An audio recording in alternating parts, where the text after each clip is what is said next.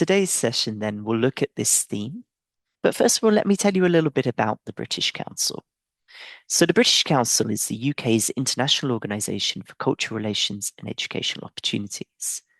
As I said before, we work in many, many countries around the world, supporting policymakers, educators, and other stakeholders in addressing the challenges and opportunities that are linked to language in education. So our goal in so doing is very much to contribute to more inclusive, equitable, and effective education policies and practices, sharing international expertise and learning from the countries in which we work. And all of this experience around the world has fed into our new position on language in education. It recognizes the vital importance of thinking about language in education, and it also introduces a key idea, this idea of language responsiveness. And that's what I'm going to explore a little with you today. So, first of all, the question, as we've heard already, that everyone I think is well aware of is the importance of language in education. Let's quickly remind ourselves of why language in education is so important. Language permeates every part of an education system. It shapes how knowledge is taught, how it's learned, discussed, and how it's assessed. It's a central factor in ensuring access, participation, inclusion, and of course, effective, optimal learning. This is particularly the case now that schools around the world are increasingly becoming more and more linguistically diverse. That's always been the case, but obviously migration, displacement are playing a role in mixing languages within classrooms. And of course, in Europe, the role of languages is a very important one, and it intersects with lots of discussions around plurilingualism, plurilingual EU policy, Council of Europe policy, and of course, the place of regional and minoritized languages within our societies. Now, I think we all know that English has an increasingly prominent role in education across the world. And in that way, it can be a great language of opportunity. It can support access to professional and educational opportunities, and particularly so in a world that's increasingly mobile and interconnected. However, the British Council's position paper recognises that the role of English in education can be complex in many, many contexts. In part, this is because of its colonial history, but it's also because it's often associated with social and economic advantage and can thus perpetuate the linguistic inequalities within societies. Decisions about language in education policy often prioritize higher status, national or international languages like English, French, or German over the more local, familiar, regional languages. And if this affects how societies see themselves and how those languages open doors for opportunities in the future. So this balance of benefits and drawbacks is very variable and very context specific. And it's clear that English has to be looked at critically. We know that in robust, well-funded, well-structured European education systems, English, or French and German, and other languages often play an important role, perhaps within CLIL programs, for example, where they are used as a medium of education. And such programs are often effective because of all the prerequisites that are in place. That is to say, the financial, the human resources, the training, and so on.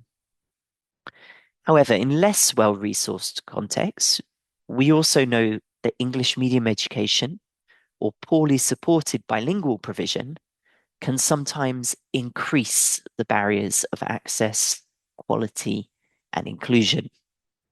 Indeed, UNESCO's report that Britta referred to earlier shows us that 40% of the world's population lack access to education in a language with which they're familiar.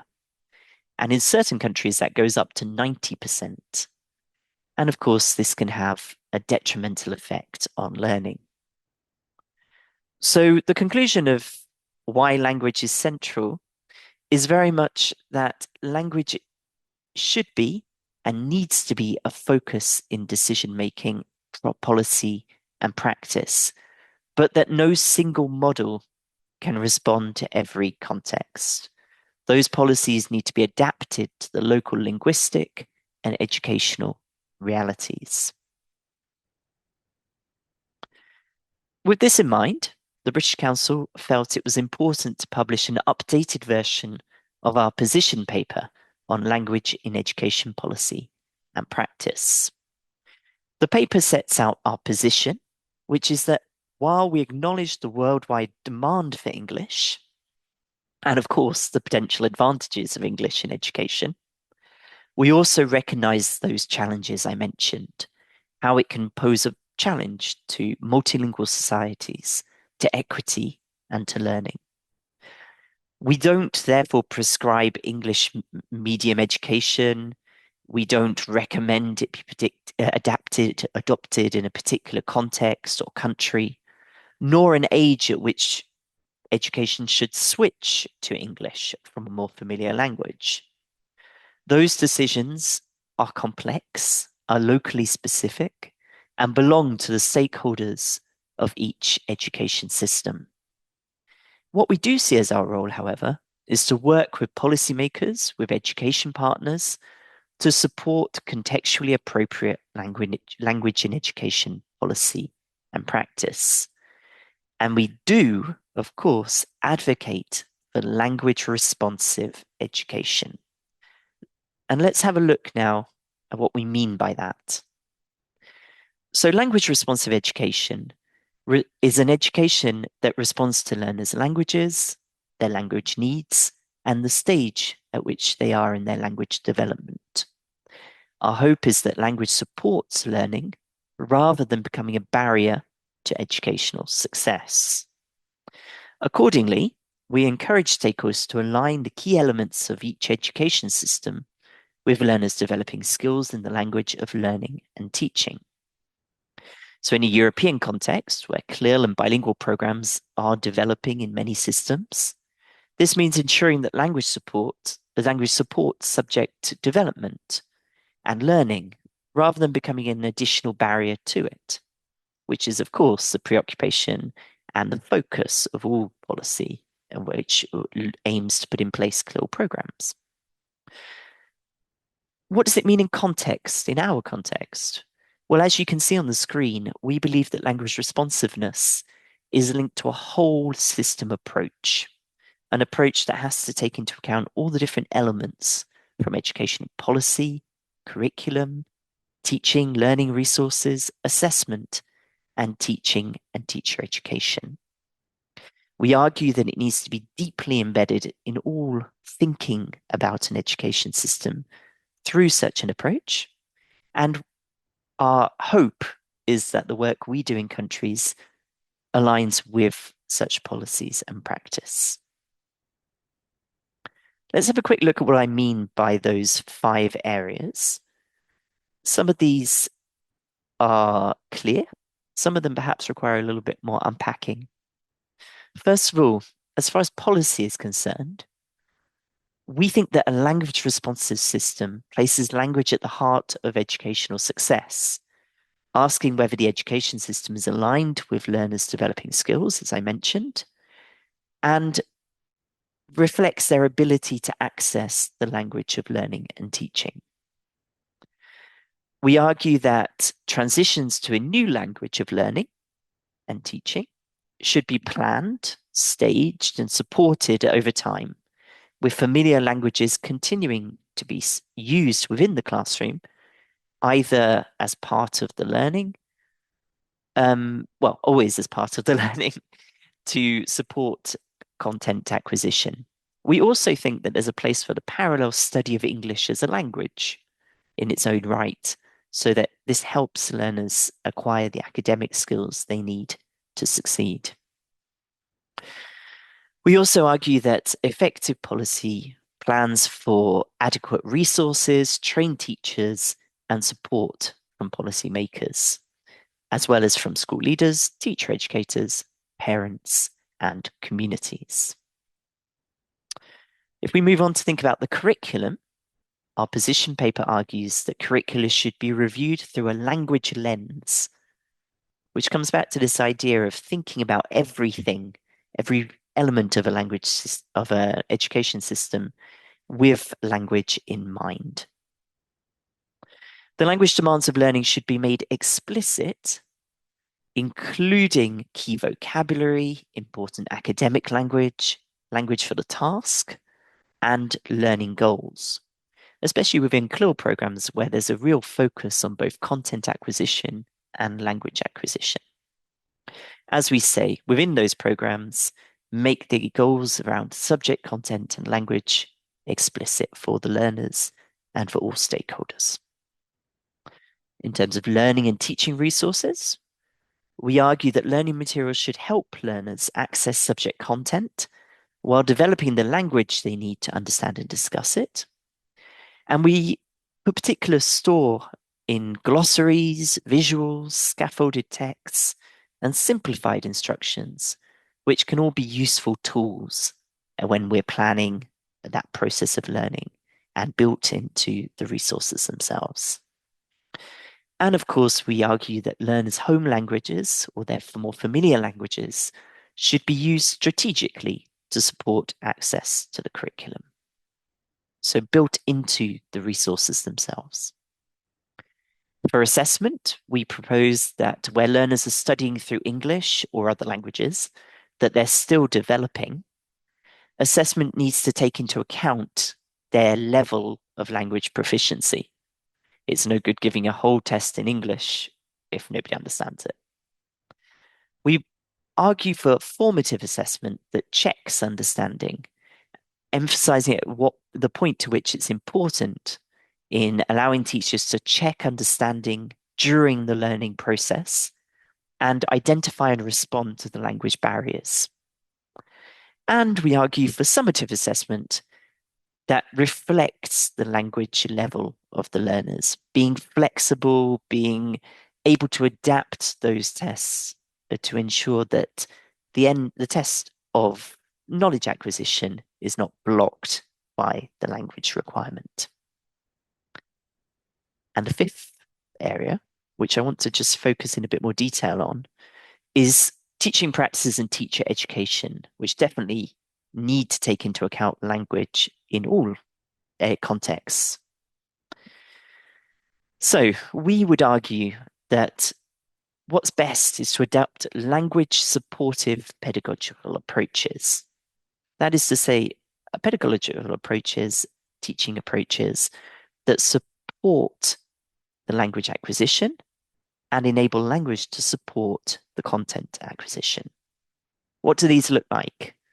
So using clear teacher talk, visual support, and scaffolding, making sure that everyone is given the incremental elements they need to succeed and acquire knowledge within the classroom. As we've said, use familiar languages strategically to support understanding, participation, and learning. Now, that might mean, for example, building in stages into a lesson that's being taught in English or German or another language, whereby French might be used to allow for a brainstorming session ahead of embarking on a task. Or it might mean using the language to take stock of what's been learnt during the lesson in a plenary stage. There are many ways of doing it, but our goal would be that the familiar language is still there in the classroom, supporting comprehension and skills acquisition. And we argue that there's an important role for teachers to teach academic language. Now, learners need to acquire specific academic language and subject-specific vocabulary if they're to really succeed in content lessons. That's really important. And it's not enough just to be able to chat in English if we're not able then to engage with the subject content. I know about this because in French, I'm doing some renovation in my house and I don't have that subject specific vocabulary. So it's really hard. And it's that same logic. We therefore advocate for teaching academic language, subject specific vocabulary explicitly within the program. Now that's a lot on teachers, and it's important that teachers are able to gain the training in those language supportive pedagogies that they really need to be able to put this into place in their classrooms. So there we go. I'd like to just end with a call to action. The language responsive approach to education is above all a mindset. It's a way of thinking about every little decision we make, whether we're planning a national program or whether we're deciding what to do in our class tomorrow in an école élémentaire, for example, in a primary school or pre-primary school. We hope, therefore, that language responsive education will become a reflex in our increasingly interconnected and internationalized world.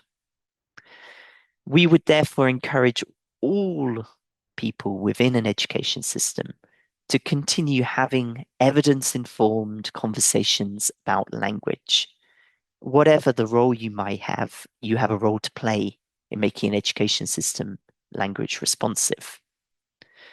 We would also call for training for teachers in inclusive language responsive practices, wherever we're talking about, whether that be in Africa, Asia, South America, or in Europe.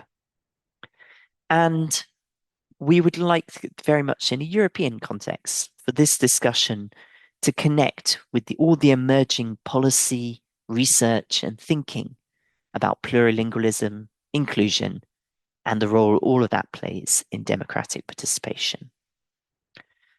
So I'd like to encourage you to download our position paper and to read through it. And I hope you find it interesting. The British Council really is committed to supporting the development of language responsive thinking and practice across all of the different areas of the world in which we work. And we hope that this position paper is just a starting point for many, many conversations to come in the future. So thank you very much for your time.